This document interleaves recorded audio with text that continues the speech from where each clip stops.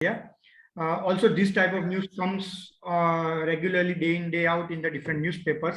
The first is that you might be aware that it was published that US and India are going to build around 6 power plants, which will be nuclear powered, or say nuclear based power plant. We successfully started the Kundamkulam plant, and I think it is now generating the required amount of energy. Based on that, 6 more power plants are ready to come in India with the help of US. Right. So India basically also takes the help from many of other countries which are nuclear rich, such as Russia and so based on that, based on this news cutting, I can prove, or I will be proving up to you with a very short story on why manufacturing is a way ahead, right? So, given the fact that we all know, or we might have heard, and God forbid we might not have experienced, but what would happen if there is a blast in a LPG cylinder, right? So, if there is a blast in a LPG cylinder within a flat, or maybe a household, right? The entire household would get blown away. And there might be a casualty if there is some human life nearby. Sometimes the power of that bursting is so high that it may create problem for the remaining society also, or the remaining flats or buildings also, right? So now, when you talk about the dangerous or the deterioration created by one LPG cylinder, when we are going to use a pressure vessel, right, or a fractional distillation column, or any of the pressure refining or the petroleum refining equipments, maybe a naphtha cracker, or maybe acetylene cracker, or EO reactor, or anything, the impact, right, which can be experienced if that pressure vessel burst, right, would be equal to 1 lakh cylinders bursting at the same time, at same place, at same moment, right? So you can just imagine the casualty it may cause, right? An entire area, an entire city, or maybe a half of the city will get blown away, right? That is the first thing. Talking about nuclear, then if I could escalate this, then if a nuclear vessel or a nuclear power plant is not functioning good, and if it blasts by chance, right? We all know what happened to the Japanese cities, right, when it was bombed. But if you consider it as if you compare it with the bursting of this LPG, then it is basically more than 10 lakh cylinders bursting at the same place, at same time, in same moment, right?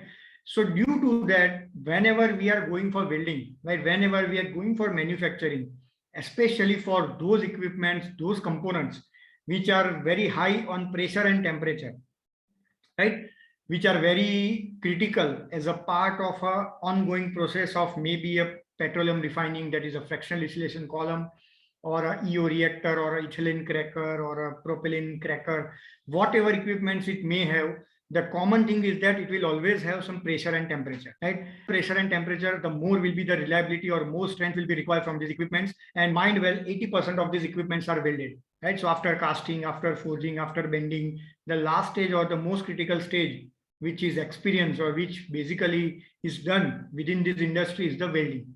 So that is why the selection of this topic came, that is the advances in specifically arc welding. Talking about the entire arc welding phenomena, or arc welding umbrella, no doubt there are a lot of novel processes which are covered in the FDP, as well as you might have heard from the experts, the friction-based processes or the resistance-based processing. But when you talk about these pressure vessels or the pressure parts, right, all of those welding processes will be failing. Only thing which will be there is this arc welding, right? So that is the reason, right, that manufacturing will be the future. Manufacturing will be coming up in a big way in the coming time, especially for the countries like India, right? On addition to this, one more phenomena, we all know that there is a International Thermonuclear Experimental Reactor, ITER, which is the very, you can say, huge project carried out by more than 20 countries, including the EU, right? So European Union, which consists of more than 15 countries. So that component, or that tokamak reactor, is being set up at France, and every country has basically divided their roles and responsibilities. The fabrication responsibility is with India, which is carried out by IPR and L&T. So that is one more reason that why this arc welding will be coming up in a huge way in coming time. So when we want to deal with something new, we obviously need to have some advances in this arc welding techniques, right? Over and above that, you also have experience, or you might have seen also that we are now banning the BS4 engines, or you can, sorry, BS3 engines. Nowadays, some Activas are available which is having a BS5 engines also, right? So what is this BS4 and BS5? BS4 and BS5 engines will basically reduce the emissions which will be created due to the burning of gasoline fuel, it may be petrol or diesel, right, in the coming time. India has also signed a Paris Treaty, right? So the Paris Treaty also tells that coming 20 years, India would try to reduce the emissions as low as possible. Right now, as you know, the population is rising, the sale of these vehicles is rising, right? So within that, how we will be able to sustain, or how we will be able to be true to that treaty which we have signed in Paris, right? So then we started with eliminating the BS3 engines, and now BS4 engines are only available. These BS4 engines will also be extinguished, or it will be demolished one time, and we will be entering the BS5 engines, right? So in the foreign, we have Euro 3 engines which are capable of BS4, which both are same. So Bharat Stage 4 and Euro 3 are same. Similarly, we go on increasing the efficiency. Now, the only thing which is changing within these equipments or these vehicles is that they will be going for a reduced amount of emissions, particularly for NOx, that is a nitrogen-based, nitrogen oxides or nitrogen dioxide, and the carbon monoxide, the CO, which is very harmful to the environment. Now, we all know the fact that whatever we input, we get the output, right? So you cannot imagine that if I currently use the fuel which is used for BS2 or BS3 engines and expect the efficiency of a BS4 engine, right? So in order to go for BS4 or BS5, that we have to increase the grade, right? We will have to increase the quality of our fuel, right? The fuel consists of, again, petrol, diesel, naphtha, kerosene, everything, right? So basically, once this order was passed, or once we decided that now we will be going with BS4 and 5, government had directed all the oil refining companies such as BPCL, IOCL, BP, and everyone, two things. First is either they can refurbish their current running petroleum refining equipments, right, in order to manufacture the higher grade of fuel, right, which will be compatible for the BS4 and BS5, first thing, or they will have to entirely replace. Now, this order is common across all nations who have signed the Paris Treaty, and mind well, more than 150 countries have signed this, right? So all the refineries worldwide, say it Brazil or maybe US or Canada, they all will now have to refurbish their existing refineries, or they will have to go for the new sort of petroleum refining equipments. In both the cases, the manufacturing field will be important. The manufacturing field will be at profit, because India is one of the hub in manufacturing this over-dimensional pressure refining equipment, such as fractional distillation column and neoreactors. Talking about some companies, then Larsen and Toubro, Godrej, ISJEC Heavy Engineering, these are all the equipment manufacturers who basically manufacture for each and every countries worldwide, right? So based on these two cuttings, or based on these two phenomena, right, in order to have a higher grade of fuel, we have to go for higher temperatures and pressure where the crude oil can be cracked, right? So if you ask me, then the current looking at the current scenario and going ahead, manufacturing will be coming up in a huge way. Manufacturing is one thing which we can which we can look as the future for the coming decade or 2 decades. And knowing that, only government has started with the Make in India initiative, which consists of starting from manufacturing of small sensors and actuators till the over-dimensional equipments, right? So that is the reason why advances in arc welding will be of your domain, or will be of your interest, right? Because if you are going to contribute to the worldwide economy or contribute to the knowledge of the existing economy, right, then this will be one thing which can be going ahead, right? So arc welding, if I just, I will not go deeper into this, understanding the fact that majority of the participants are active researchers and faculties in different colleges. So just a brief that arc welding is basically mostly used for fabrication, right? It is a fabrication, it is a permanent joining technique. One such permanent joining technique, which is specifically used for higher grade of steels and higher thickness of steels. So when you are talking about welding of 60 mm up to 300 mm or even 500 mm thick plates, arc welding is the only option you have, none other than that. All other welding processes will either give you a very costly affair, will be a either very costly affair, or it may be not feasible to weld with that technique, right? Arc welding compared to other welding techniques is also productive, faster and easier, right? Easier because majority of the welding processes are now automized. We are entering into a phase of industry 4.0, and welding fraternity is also ramping up with the IoT based control, wherein sitting at our cabin, we can observe that what are the welding parameters which are there at each moment of time from each machine. Right, so nowadays the arc welding is not the same as it used to be in the maybe 15 years earlier, right? It is more productive, more faster and more easier, right, to do. There are a range of process which we know, that is a SMAW, the shielded metal arc welding process, one of the most primitive type of welding process which uses a stick electrode, right? And it is also known as a manual metal welding, or also we as a welding fraternity would with love call it as a roadside welding process. You go with your bike and somewhere the welding is being done, 99% of the cases it would be SMAW, right? So that is also known as a roadside welding process, a name given by the welding researchers. The second is the TIG and the GTW welding, right? So TIG and GTW welding both are the same basically, which stands for tungsten inert gas welding or gas tungsten arc welding, which uses a non-consumable electrode which is of a tungsten, and arc is struck between the electrode and the base metal, and the welding is carried out, right? It is one of the most cleaner process, and I will shortly discuss that why GTW is the most loved process for the industries. Next is the GMAW process. GMAW process is an extension of, I can say, the SMAW process with few modifications, such as there is a wire spool which will increase the productivity, and the shielding is with the help of gas, and that is why the name is given gas metal arc welding. Lastly, the submerged arc welding, wherein the arc is entirely submerged within a heap of flux, and the welding is carried out in a very silent way, in a very effective way, and in an automatic way in a way, and with an optimum quality. Right, so these are the four techniques, if you ask me, pertaining to an industry, then these are the four techniques which are widely used. Given the fact that welding is common across all the domains, starting from the automotive as well as chemical refining or chemical reactors, pressure vessels and everything.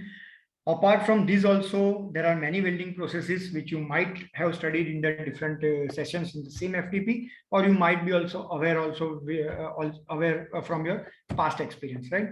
So when we talk about the arc welding process, then what exactly do you mean by an arc?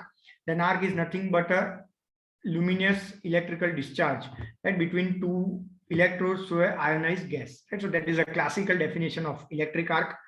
The electric arc is a bell-shaped curve, right? So if you ask this question to some of the, say, laymen or some of the persons who are some of the welders per se, they will only say that, okay, there is some bell shape of thing which is ignited by us, and then the heating is done and the welding is done, right? So that is the classical, or you can say that is a ground definition of arc, right? Whereas our theoretical definition is basically it is a luminous or a very high electrical discharge energy between two electrodes through an ionized channel of gas, right? So today I will be discussing three major topics which are basically currently coming up in a huge way when you talk about advances in arc welding, right?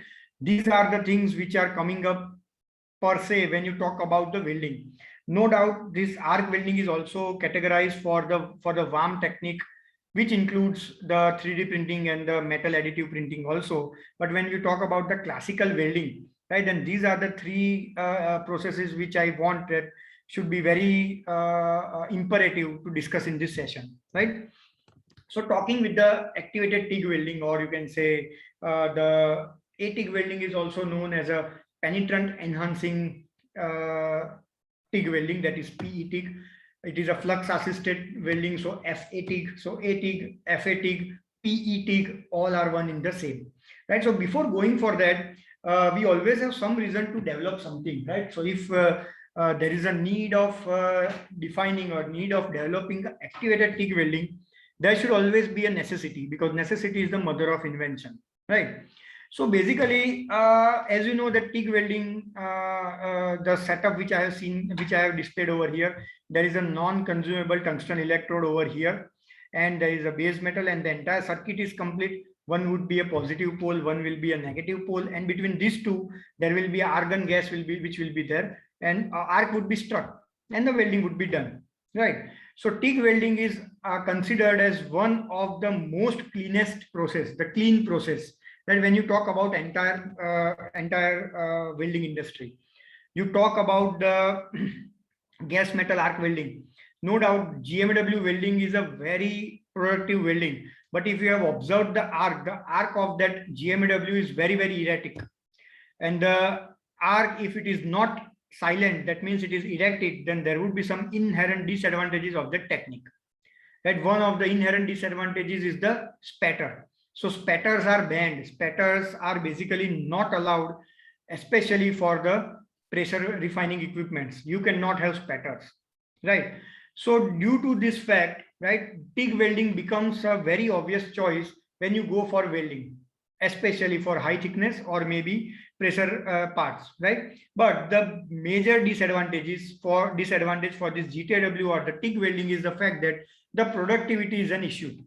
For the industries, always time is money, right? You cannot complete you cannot get optimum quality. You cannot claim of making a component very, very strong, right? When you are going on and welding it for 5 days. No, if you can do that welding work in 1 hour, better to do it in half an hour. If you are doing it in half an hour, better to do it in 15 minutes. That is what the industries work, right?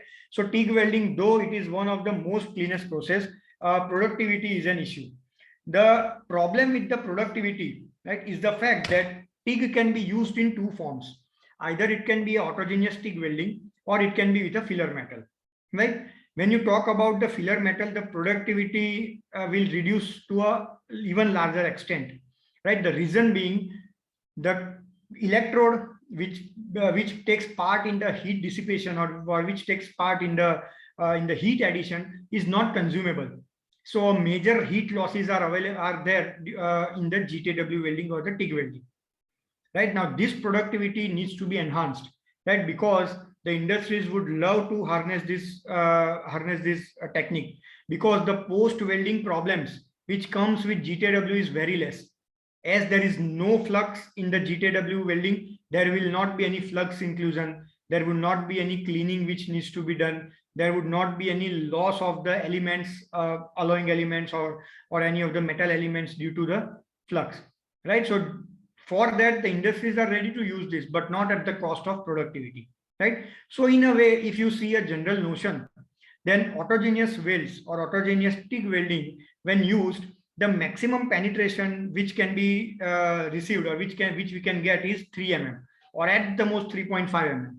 You may set any of the electrical current, you may set any travel speed, you go with any of the machine, maybe AC/DC, inverter based. The maximum thickness which you can reach around is 3.5 or 4 mm, right? So that is one basic disadvantage which we have, right? So if I give you a problem statement, right, the general welding plates which we use, right, the general plates which you use in a pressure refining, obviously for the pressure parts you won't find the thickness of 1 mm because it doesn't carry much strength. So if you talk about a normal thickness range, then it starts from at least 6 mm. So if you want to weld this 6 mm, right, with a GTW welding, right? What are the possibilities? Then there are two possibilities. First is either you can go with autogeneous welding, right? Or either it can be a filler mode, right? So talking about the second first. So if there is, assume that this thickness is 6 mm, right? If I want to weld this 6 mm with the help of a filler metal and with the help of GTW welding, right? What I have to do is I have to remove this metal. That means if I want to go for a butt welding, right, I will have to make this weld edge preparation, WEP, right? So there will be an additional cost pertaining to the removal of this removal of this metal. You might have to subject these plates to lathe machine or milling machine. You will have to create that V, right? So this is basically a loss of metal and time, right? The second cost, the second problem which it will have is that you will again fill the filler metal. So the cost of filler metal, right? All the constraint related to filler metal, like which filler metal to use, right? How to make it. If you want a filler metal, you will need either a roll, a spool, or an electrode to be made. You will have to research upon what type of flux to be used, what type of metal to be used, right? So there are a lot of issues, right? When you talk about addition of the filler metal, right? In our layman's term, I can say that what I am doing is basically I'm taking a handkerchief, I am just tearing the handkerchief from between and then again stitching it, right? So when I go for this filler metal addition mode, right? Those who are Gujaratis in the in this FDP will know that this will not be a good thing for Gujarati, because you are removing the metal, right, by investing some resource, and you are again filling up with investing some resource. You need manpower for removing the metal, and you again need manpower for welding and for getting in the metal, right? So if I talk about the regular or say hardcore thinkers of welding, this will not be a feasible option. Though industry would use this because there is no other option. Over and above all this, in order to weld the 6 mm plate, the biggest constraint which industries would face, that would be the time. The time required starting from taking the plates, making the WEP, making depositing the filler metal, the post weld heat treatment, the post weld problems which it can encounter, the time will be very high, right? So filler metal mode is one such mode which I will keep it at the last if no other option is available. The second option which I have is the autogeneous mode. So if I use the autogeneous mode, or autogeneous mode is one mode wherein you don't use a filler metal, right? So you take two plates, you just run the GTW torch, and with the help of that heat, both of the edges will melt and will again solidify to make a single plate, right? With the autogeneous mode, the problem is that if the thickness is 6 mm, right, you cannot weld it from the one side, right? So when you deposit your weld from one side, you can get a penetration of 3 mm or 3.5 mm, right? So second would be you will have to flip this entire plate, right, and then do it, and then again go for the autogeneous welding from the second side, so that it becomes a complete 6 mm thick autogeneous TIG welded joint, right? However, there are certain constraints for this also, right? The constraint is that when you talk about the bigger equipments, it might be not possible to flip this entire equipment, right? For that you may need very high strength of EOT, the electrically operated crane, or sort of the traveling cranes, that you may need to flip this entire plate, if I say, then on the another side, which again has some problem. Second important problem is that the pipes which are used for pressure refining or the crude oil delivery, the diameter of the pipes is very less. So you cannot take an entire TIG welding machine, which I showed you in the previous slide, entirely within the pipe, because the diameters are around 3 mm, diameters are around 6 mm to 12 mm to 15 mm, right? So you don't have the access to the another side. So these are the two practical problems, right, which the industry faces in using this GTW for 6 mm or above, right, any of the plates, right? So with that, it was thought of that if we can, what would be the best situation in this? The best situation would be that if we are able to weld this entire 6 mm plate in one pass, right, in autogeneous mode from one side itself, it would be best, right? So if that happens, then immediately the welding would be done, problems pertaining to the filler metal addition consumable will be eliminated, the design constraint will be eliminated, and within one pass only, right, just by traveling the torch from A to B, the length of the plate, the welding would be done, right? So that is the one feasible option which is available, right? Now, given that there was one phenomena which occurred parallelly in 1960 in Ukraine, right? So in Ukraine there is a institute known as Patent Institute of Electric, right? Patent Electric Institute. So they were into welding of some grades of stainless steel, right? So they randomly they went for the autogeneous TIG welding of this stainless steel plates, right? So what happened when they analyzed the macrostructure, they found out that within the same grade of plates, right? So say, let us assume that it would be SS304. So when they took one plate of SS304 and with the same and with one set of parameters, they carried out the autogeneous TIG welding, they get a penetration of around 2.9 mm, which was expected, right? But they took another plate of SS304 with the same initial parameters or the previous parameters.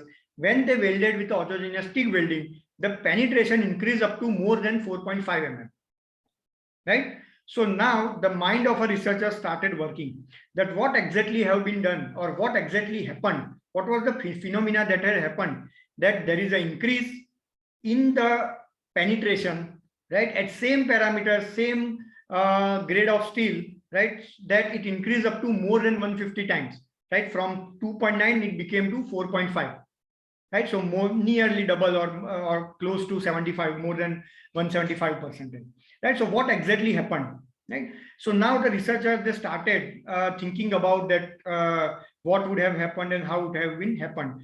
This was the idea seed, right? This was the place when the activated TIG welding was invented. The reason behind giving you this story is the fact that whenever you talk about activated TIG welding, or in general, whenever you talk about any innovation, the first thing which people ask is that what was the need, right? Then this was the need for activated TIG welding, and this was the way in which the idea was invented. And based on this idea, the entire technique was invented, which we now know as a activated TIG welding.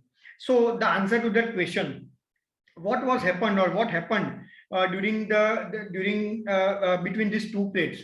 So then they did some R&D. They dig into further that what exactly would have happened. The SS304 chemistry was same. The SS304 plates were same. Both were SS304. Both had the same dimension. Both had the same parameters of welding. Everything was same. The welder was same. The machine was same. Everything was same. Only one thing was different. That both of these stainless steel plates were from different heats, right? So when we talk about heat of a plate, that means heat of the plate is defined as the ladle from which the stainless steel plate is molded, right? So in our industries, what would happen is they take ladles within which would be filled with stainless steel molten metal, and then they will form the ingots. Then they will take another lot. So when this lot is changing, the heat number is changing. Both of the heat was having a SS304 chemistry, but when the heat number changes, there is some change within the tramp elements, right? Basically, when we talk about, for example, stainless steel, what are the things that we control? Maybe the carbon percentage, the chromium percentage, it should be more than 17%.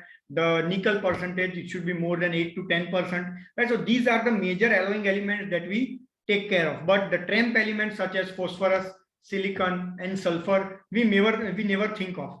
We never add it intentionally. Those are termed as a tramp elements because they are bound to be there. The removal techniques are very difficult, so we run the show with that, right? Nowadays, you might have heard that there are also silicon killed steels which are available, which are very costly, but it doesn't have any silicon with them, right? So that is a different story, that all these elements are very harmful as compared to different defects which can occur. But yes, as of now, the only change between these two plates, right, was the amount of the levels or the percentage in these tramp elements, right? Now, based on that, they invented this technique, which basically is termed as activated TIG welding, wherein the sole idea or the sole you can say the philosophy is that only play with the chemistry. So in activated TIG welding, you never modify the actual TIG welding. So many times I get a query, say we want a machine for activated TIG welding. The TIG welding and activated TIG welding machine, the entire setup is same. No changes there in the torch or the power source or the gas priority, nothing. Only thing what we are doing is that if I want a higher penetration at the given equipment, at the given set of parameters, right, the only thing which I need to change is the chemistry, right? So now when I want to change the chemistry, I cannot change this chemistry in the base metal itself. For example, I cannot add phosphorus, I cannot add sulfur, I cannot add silicon, because it has a very damaging things for the weld. So what I do is in activated TIG welding, right, which again I told you, as I told you, it can be termed as a penetration enhancing TIG or PE TIG, also termed as activated TIG welding. Why activated? That I will tell you why the name activated it came. Also termed as a flux assisted TIG welding or FATIG, right? So in flux assisted TIG welding, what we basically do is that between the base metal and the torch or the arc, we deposit a layer of flux. This flux is nothing different but a normal chemical composition consisting of chlorides, halides, or any such equipment elements which can give rise to the deeper penetration, right? So this activated TIG welding is nothing but a modification or an enhancement of the TIG welding process, right? This chemical powder, which we term it now as a flux, is deposited on this base metal, right, with a technique, right, which we term it as a painting technique, wherein in a beaker we mix this powder. It may be oxide powder, it may be anything. With the help of acetone, we create a flux paste, and that paste is basically painted with the help of a normal paintbrush, right? So a few seconds down the line, the acetone will be evaporated, and it will only leave a fine layer of flux on the surface of the weld, right, or the surface of the base plate. Still I have not welded, so it will be a base plate, right? Acetone can be replaced with methanol or ethanol or acetyl or anything. That is termed as a carrier solution, right, which basically only carries the flux particles to the plate, right? Over and about that, there are several techniques which have been experimented, like spraying with aerosol cans. You can do that. Also, one of the research which we done was converting it into nanofibers, paste and all, but that is a different case. So this is how the flux is basically implemented on the base plate, and then you go with the normal GTW process. When you do so, this is the actual setup which is available at our university, right? So you can see that there is a plate 1 and plate 2, right? The good thing about autogeneous welding is that you don't need to create a weld edge preparation, right? So you take two plates, you just join it with a zero gap, right, touching with each other.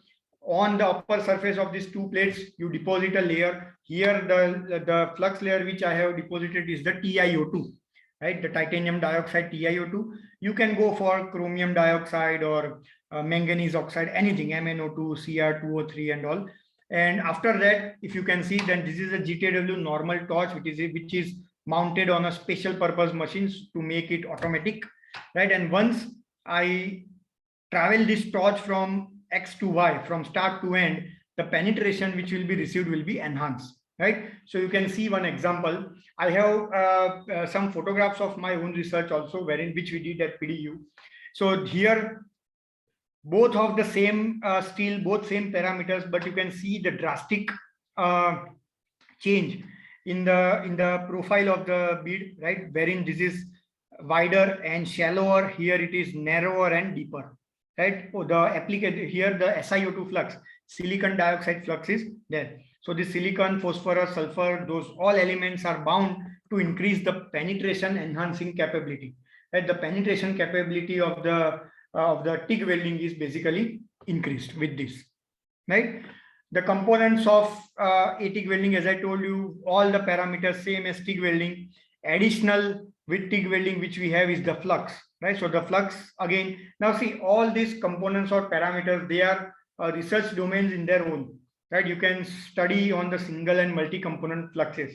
There are a lot of studies which have mixed SiO2 and TiO2, right? Or NaCl, even salt has been mixed with TiO2. And so you can take any halides, chlorides, bromides, or oxides. You can mix it. You can use it with single chemical composition, anything. Right? So the flux will be an additional thing. Or also, we will need to use some alcoholic reagents, right? Which are basically methanol, acetone, right? Ethanol, ethyl alcohol, anything you can use, right? These are the basic components, right? Now, one thing which will be very obvious, right? If I stop my presentation over here, the one thing would be very obvious from your side, that what exactly is happening, right? Because in a way, can we not say that it is a violation of energy, right? Or the violation of principle, that I am getting some output which is more than input, right? At first instance, you may think so, that just this is what is happening, right? But it is not the case. The second important, or you can say one of the most widely researched domain in activated TIG welding, is behind this responsible mechanism. Now see, if you or me, we go to an industry, right? And we say that, okay, this is a TIG welding, this is activated TIG welding, you go ahead and use. They will not directly use it.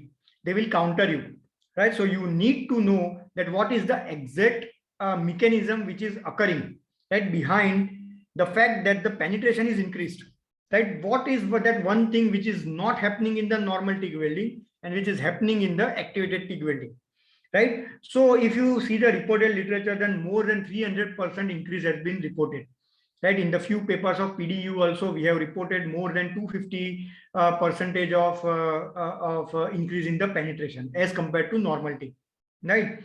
So now when we dug deep into this phenomena, right, then there are around 6 to 7 phenomena which have been proposed by several industries as well as the researchers, right, that why this enhanced penetration is occurred, right? One of the industry which is pioneer in this flux assisted TIG welding, right, is the TWI, right? So TWI is basically the Welding Institute, TWI. They have patented a flux. I think, if I'm not mistaken, even the IGCAR, right, Indira Gandhi Center for Research, has also patented a flux, right? So this flux has been patented. Given that there has been different mechanisms which have been proposed, like the reverse Marconi effect, the arc constriction, the buoyancy force, the electromagnetic force, and the impinging factors, all the researchers have their own ideas, or all the researchers have their own you can say their own sort of discussion on why their mechanism is accurate. But here I am presenting the two most widely used mechanism which is accepted worldwide, right? Because once you are proposing some theory, you need to have some solid proof in defining that, right? So the first mechanism which is proposed by the researchers and very widely used, right, is the reverse Marconi effect, right? I will just take a while. Okay, yes. So the reverse Marconi effect, right? Now, the reverse Marconi effect is basically telling that due to the surface tension driven flow, right, the penetration is increased, right? Now, one thing is very much you can say understandable or logical, that whenever we are welding, right, we are basically doing a small casting only. In casting also, there is a solid, we melt it, we pour it within the mold, and then on solidification it takes the shape. In welding also it is the same. There are two plates which are having a zero gap. The localized, there is a melting, and then again it is cooling down, and it becomes a single entity, right? So this surface driven, the surface tension driven flow, right, also known as a Marconi effect, was widely suggested, right? Now, what exactly is this surface tension driven flow? So if you can see this figure A over here, right, don't worry, it is not some very hi-fi fundamental, everything is logical. So if you talk about this image A, right, then the normal tendency of the surface tension is that as soon as the temperature increases, the surface tension is bound to decrease, right? The reason being that the surface tension is decreasing because as the temperature increases, the atoms go far against each other. As the atoms go far against each other, the attraction between those atoms is reducing. That is the reason that after solid it is liquid and after liquid it is gas. Right? The gas molecules are farthest from each other compared to liquid as compared to solid. So this is a general notion or a general effect which is there in a normal TIG welding. Right? So in normal TIG welding, when the temperature rises, the surface tension will decrease. Right? Now, when you talk about a weld profile over here, right? If you can logically understand, the highest temperature, right, will be always at the center. So if my arc is at the point B, for example, right, the arc is at the point B, right? So the center of the arc will be at point B, right? So the highest temperature will be at the point B, right? So as the temperature over here B will be higher as compared to A, that is the edges, right? The edges will have the higher surface tension as compared to the middle. So if you see the surface tension profile across these, A will be having a higher surface tension as compared to B. Due to that, what will happen? The higher surface tension will try to suck the metal at its own place.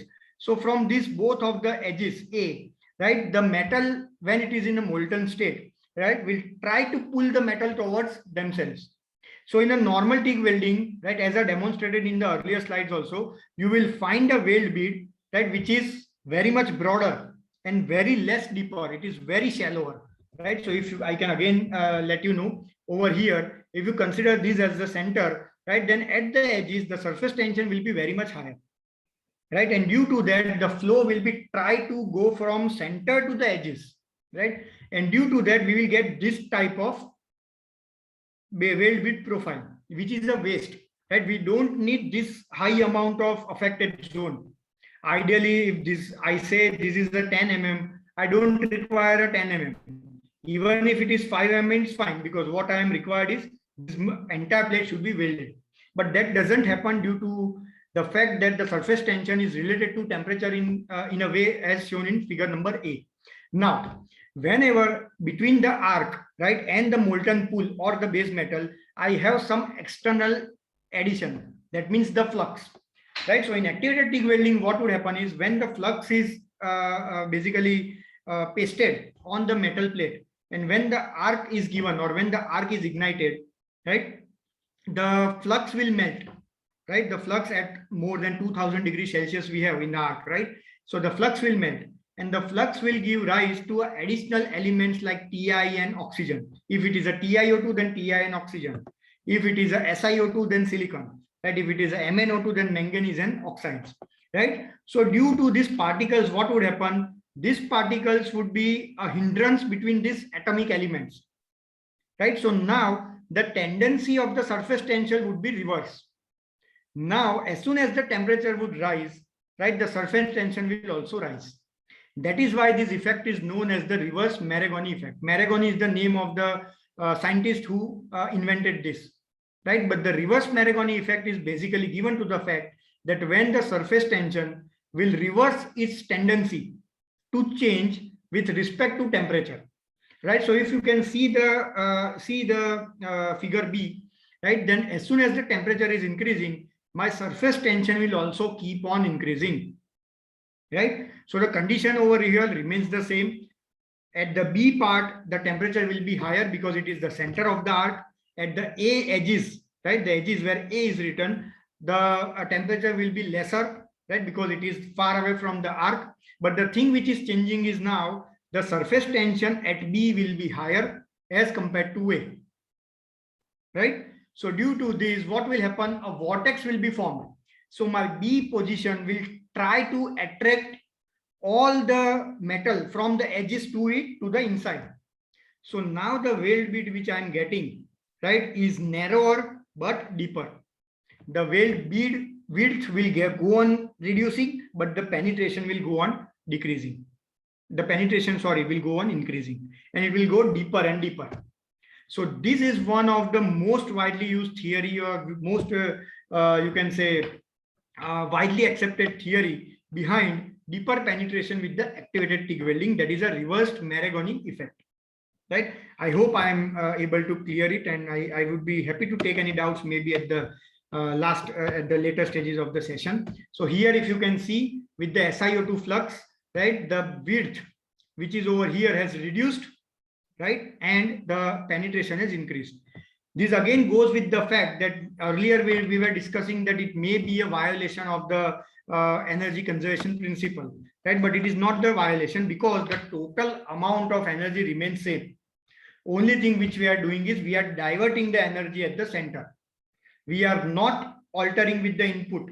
We are not altering with the even the output, because if you consider the total cross section, the cross section will be same, right? If you take over here width, that is the weld bit width into height, right? The same would be width into height. Only thing which will be changing is here the width will be less and the height will be more, right? So that is also not a violation of the energy conservation principle, and that is why reverse Maragoni effect is one of the most accepted, widely accepted theories behind higher penetration with the activated TIG welding.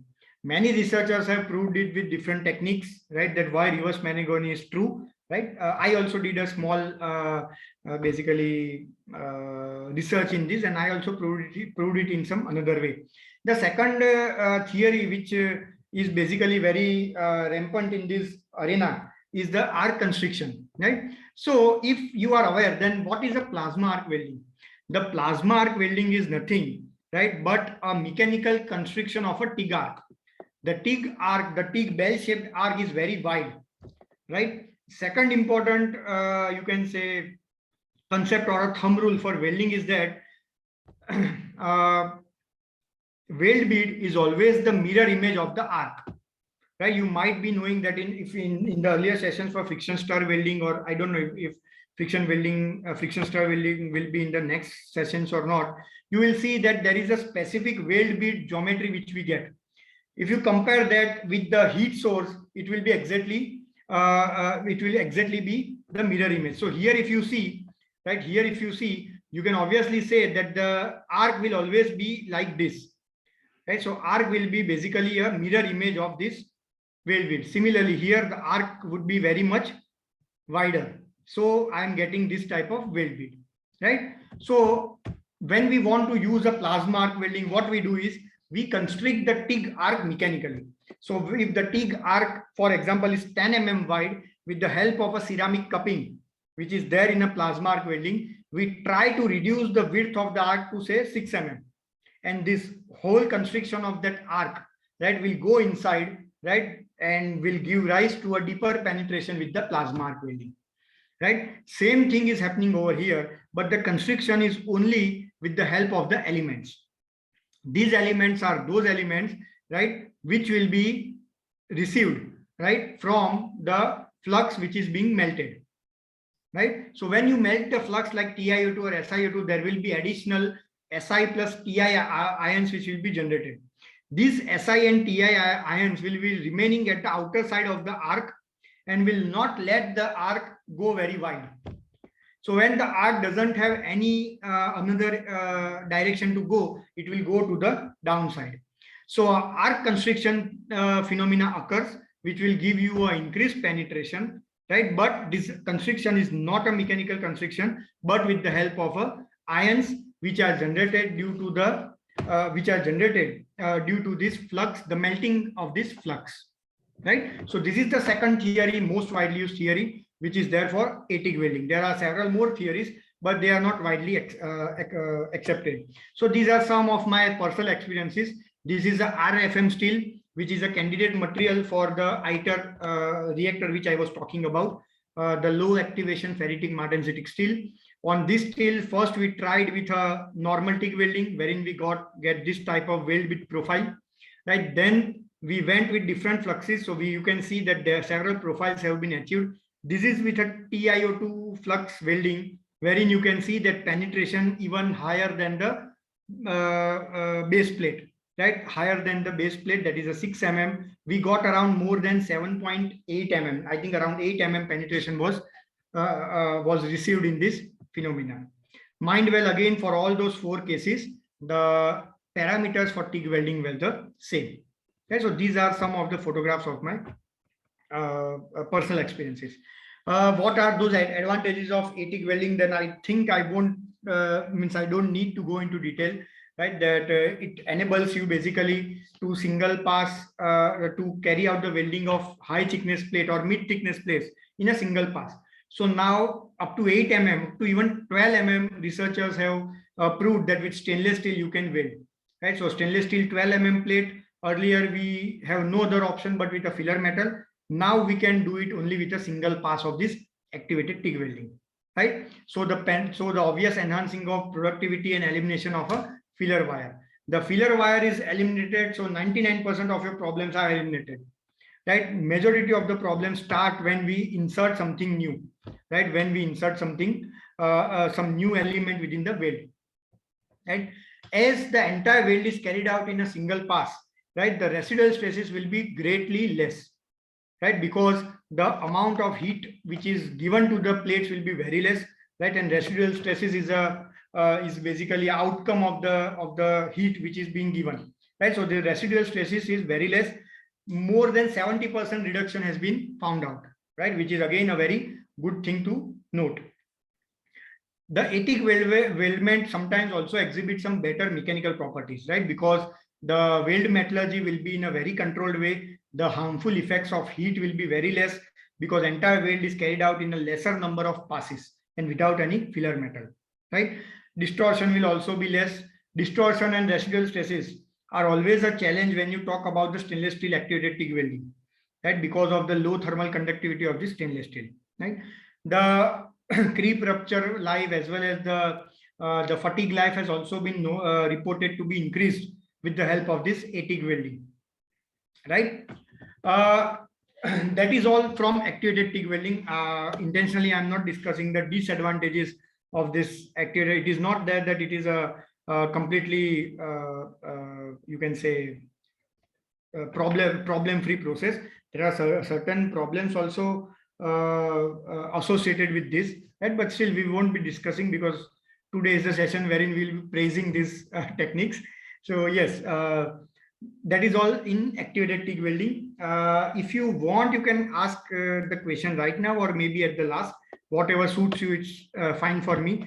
It's better if we can keep it at the last because maybe in the coming discussion some of the doubts may get cleared on, right? So the second technique which I'm going to discuss is the regulated metal deposition, right? The regulated metal deposition or the RMD technique is a modified short circuit technique, right? A modified short circuit technique of GMAW welding, which is now gaining a lot of popularity, right? So again, going into depth or going into the again phrase that necessity is the mother of invention. What was the necessity for you can say finding out this RMD, right? The necessity is that, as you know, that GMAW has 3 modes of transfer, right? The first and foremost is the short circuit transfer, second is the globular transfer, and third is the spray transfer, right? The current levels I have mentioned that the short circuit transfer occurs at the lowest current, right? When you talk about medium current, you get a globular transfer, and when you go for a high current, then it is a spray transfer, right? Productivity wise, the short circuit transfer is the least productive. Globular is moderate, but spray transfer is extremely productive. So as soon as the industries would see that the productivity is higher, they would like to go for a spray transfer, right? So spray transfer is the only mode of transfer which is widely used in the industries wherever you are using the gas metal arc welding or GMAW process, right? But the problem with this process is that it incorporates very high current. So as soon as the current is high, the heat input would be very, very high because heat input is equal to V into I upon travel speed. So higher the current, higher is the heat input, and higher is the heat input, higher are the chances of the metallurgical defects or metallurgical properties to get deteriorated. So the industries may be able to weld the entire plate very productively, very fast, but due to the higher current, right, perceived due to this spray transfer, right, this technique also has some question mark. So now, what can be the ideal development in this? The ideal development can be if we can have a spray transfer mode of deposition at lower current, right, then it would be the best, right? So if I have a low current process which can give me a spray transfer, right, then that process would be the best suited for industry, and that is the process which is termed as RMD, right? You might be aware about another names of this technique, which is a STT, that is a surface tension transfer, or a CMT, that is a cold metal transfer.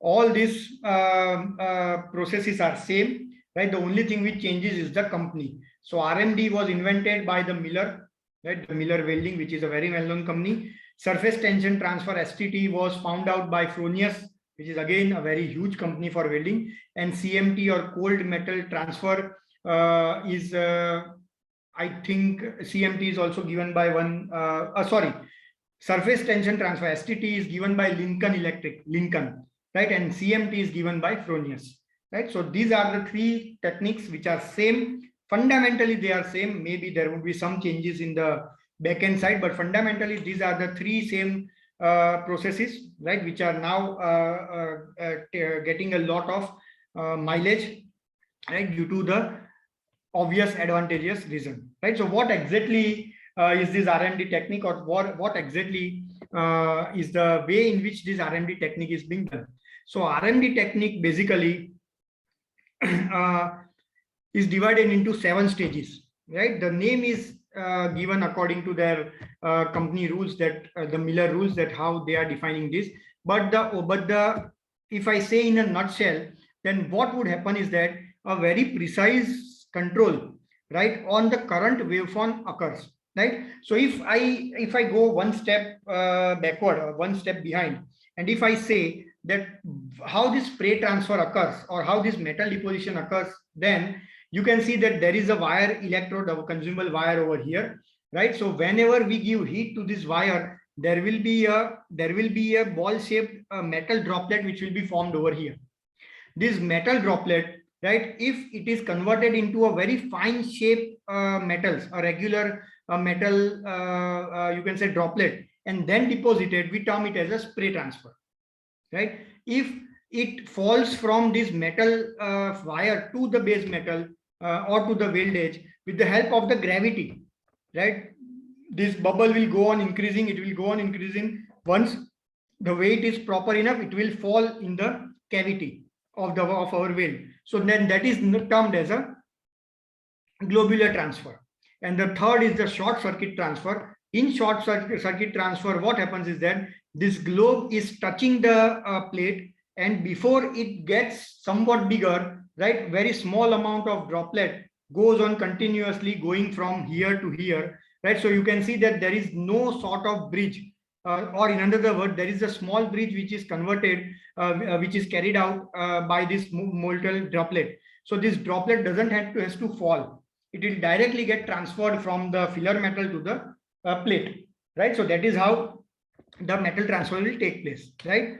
The disadvantage, or you can say the problem with the short circuiting transfer, right, when we touch it, is that the metal deposition occurs very slowly, so you cannot get productivity, and the spray transfer requires higher current, right? So here in RMD, what they do is, as you can see over here, sorry, as soon as the metal reaches this position, right, there is a spark, there is a pulsing of current which is given over here, as you can see, and this current pulsing will immediately activate, or it will immediately push the droplet, right, towards at the base plate, right? So due to that, the metal deposition will occur in a spray transfer mode, but the current will not be at a higher stage at entire places, right? The current is a problem if during all these 7 stages, during entire continuous, the normal GMW process, the current, if I set at 200 amperes, it will always be 200 amperes, right? But in RMD technique, the welding or the starting is done with maybe 60 amperes, and just when the metal droplet is about to fall, the metal droplet is about to get detached, we increase the current so that it converts into spray transfer. So just for 1 second or more, less than 1 second, or maybe 2 seconds, the current goes up to 200 amperes, right? At this 200 amperes, the metal will be sprayed in the weld joint, right? So it will be converted into spray transfer. Once it is done, it will again come back to its original current, that is a 60 amps. So at the levels of short circuit current levels, you will be able to get a spray transfer. And that is the sole concept right behind this regulated metal deposition. And the name is also given in the same way, wherein the metal deposition is done in a very regular way, right? A regulated metal deposition, right? Surface tension flow STT or the CMT, that is the cold metal transfer, are the same, right? There may be some small pros and cons, but yes, the fundamental is same. So this is the RMD technique, which is now widely used, also termed as a modified short circuit transfer, right? I think I still have 10 minutes, so I will just quickly complete this hot wire TIG, and then I would like to take some questions because I hope there will be a plenty of them, right? So the last technique, which is again now getting a lot of popularity, is also revolving around the GTW or the TIG welding, which we term it as a hot wire TIG welding, right? So in a general filler metal base, now if there is a case that you don't have any other option, but say you are welding 20 mm thick plate, right, then you might not be able to go for an autogeneous TIG welding with ATIG also. Even with activated TIG welding also, there is some limitation that up to 10 mm, 8 mm or 12 mm, but 20 mm, 25 mm, you cannot go with that technique. So you need to deposit the filler metal.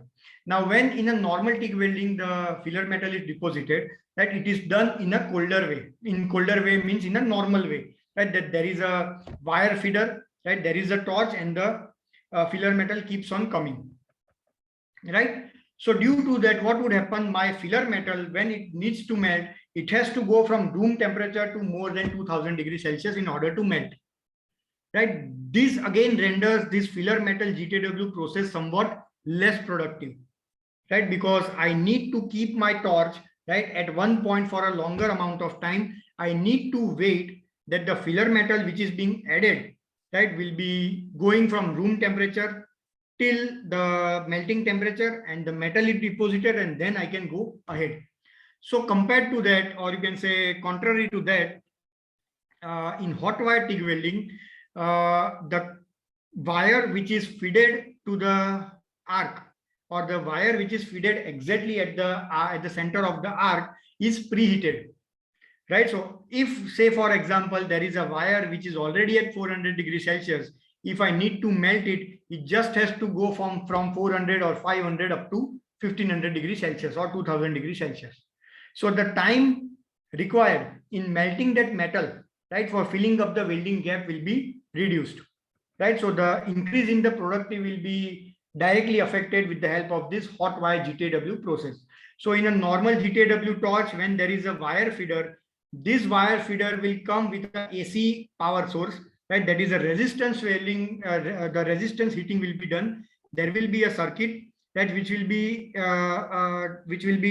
basically passing the current through this only setup. There will be a current over here, that is a separate thing required for the generation of arc, right? However, there will be an entire setup, there will be an entire unit which will give current to my wire spool or the wire metal, the wire over here, with the help of passage of current. So due to that, according to the Joule's effect, that is a H is equal to I square RT, there will be some resistance given to the passage of the current, and this will give increase in the heat. The heat will be dependent on I square, that is a current, the resistivity R of the material of the electrode, and the time to which the current is being passed. So due to that resistance heating, that is H is equal to I square RT, I will be able to heat up my consumable wire, which is now inserted within the arc, right? And this wire, when introduced in this arc, will be at higher temperatures as compared to a normal GTW process. No change in fundamental, no change in metallurgy, no change in parameters, everything remains same. Only thing which changes is the external unit, which will basically heat up my wire, right, which will basically take my wire to a higher temperatures as compared to the normal setup, right? So that is a hot wire TIG welding process which is there, right? So as you can see that all these three processes which we discussed, right, They are not any rocket science, but they are just being, you can say, researched upon, or they are being developed, right, in order to justify or in order to suffice the need of two things, that is a productivity, right, and second thing is the quality. Right? So if you want these two things to take care of, right, then these advances are the things of the future, right? A lot of hot wiring is being done in the ITER tokamak reactor, which I was talking about, right? Because there is a nuclear grade of quality which you need, right? And due to that, you need a clean process wherein GTW is the only option, right? So these three advances are those advances which I wanted to discuss, and that is all from my side pertaining to theory part, or say this pertaining to these advances in arc welding session part. These are my contact details. If somebody of you want to get in touch with me for understanding this process or discussing anything regarding the process, then I'm open. And I'm also open to any questions which you would like to ask me.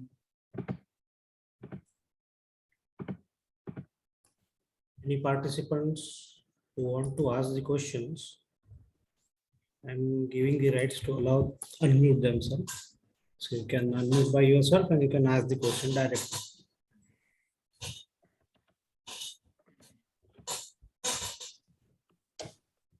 And those who are not.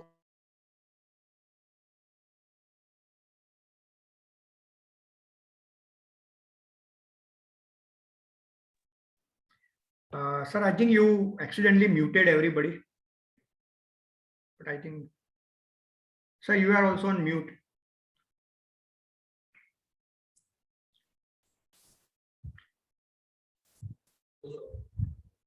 Hello? Yes, sir. Now you are audible. Okay, sir. Any participant who want to ask the question? And those who are not able to ask the question, you can type your message in the chat box. I will ask on Hello, behalf sir. of. Good evening, sir. Yeah, good afternoon. Go ahead. Sir, apart from SiO2 as a flux, which can be used in the TIG welding for deeper penetration of weld into the workpieces? Okay, fine. So a good question. See, basically, as I told you, that activated TIG welding is nothing else but you can say a sort of say changes in the chemical composition, right? So now what happens is there is no universal flux which is available, right? When you talk about the flux, then there are a lot of options. As I told, that it can be TiO2, SiO2, MnO3, Cr2O3. Basically, there would be one element, right, and one oxide or one halide or one chloride. Right? That is the simple concept, right? However, many of the researchers, what they have done is for a stainless steel, they have mixed 2 or 3 components, mixed 2 or 3 chemical composition and developed a flux, which they claim it that this can be a universal flux for stainless steel. But as soon as I change the chemistry, means if I want to weld titanium, the flux may be different. When I want to weld copper, it might be different. One flux at TiO2, if it is good for my LFM steel, it might not give the same penetration, or it might not have any effect, right, on the titanium or say aluminium. So whenever there is a change in the chemistry, or whenever there is a change in the steel, there will be a change in the flux. And the flux can be a halide or a chloride or a sulfide. The funny thing about the flux is that if you go to buy a flux, then you have to buy a chemical powder. So chemical powder is used in chemical labs, in say pharmaceutical industries. The person who is giving you doesn't know that you require for welding, right? So you just have to go and say that I want a chemical powder, right, of at TiO2. Now you will be using it as a welding or for welding. So there is no such set criteria, right? Even the patented flux which are available, they are nothing but a combination of these oxides and halides. But after a lot of research, right, they have come to a conclusion that if you want to weld stainless steel, you have to take this flux which may have TiO2 or SiO2. Again, in adding to that answer, there is nothing like if you get a good penetration with TiO2, you won't get a good penetration with SiO2. Right? You can get good penetration with each and every chemical composition also. That is also a possibility, right? So that is all how the flux can be managed. Okay, sir. Apart, why did metal inert gas welding did not find place in your presentation, sir? Both I'm sorry if please pardon my ignorance. If No, no. TIG and MIG, Okay, sir. Actually, Ah. the session which was given to me was the advances in arc welding. So I thought that Okay. MIG and all, they are now considered as a quite conventional methods. And if I on the first slide which I listed, SMAW, GMAW, a lot of research has been done. They have been used widely. So I just selected these 3 topics. Over and about that, there are many advances which yet to be discussed, like the metal cored arc welding within this MIG welding. So in MIG welding, we use the solid wire. In metal cored wires, we use the coring of a metal or the filling of a metal, right? So that is a combination. So again, there are a lot of processes that can be discussed. I just discussed a few, I can say, processes, and didn't discuss the basic processes because I thought that the session would be good on advances. Rest, the general figures, majority of us would know. Thank you, sir. Thank you. Thank you, sir. Anyone else?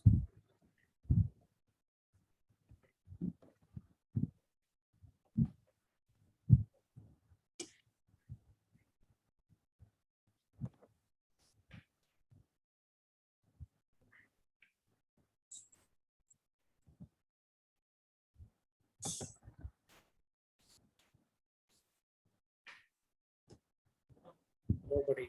It means everybody has understand whatever you have delivered, sir. I also hope so. Thank you very much, sir, Thank you, sir. for the session. I hope the session will be useful for the participant in the various fields. Thank you very much, sir, again on behalf of Tapi Diploma Engineering College for delivering such a superb lecture to our participants.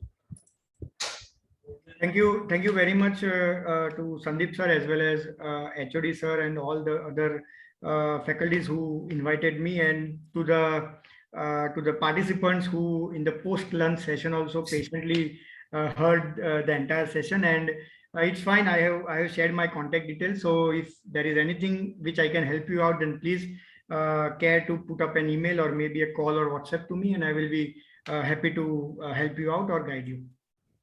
Thank you very much.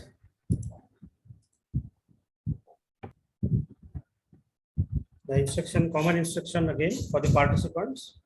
The feedback link of the session 3 is given in the chat box. So please fill the feedback as soon as possible. And thank you very much for being present, supporting us. That's all for the day. Tomorrow the first session will start at the 10 a.m. morning.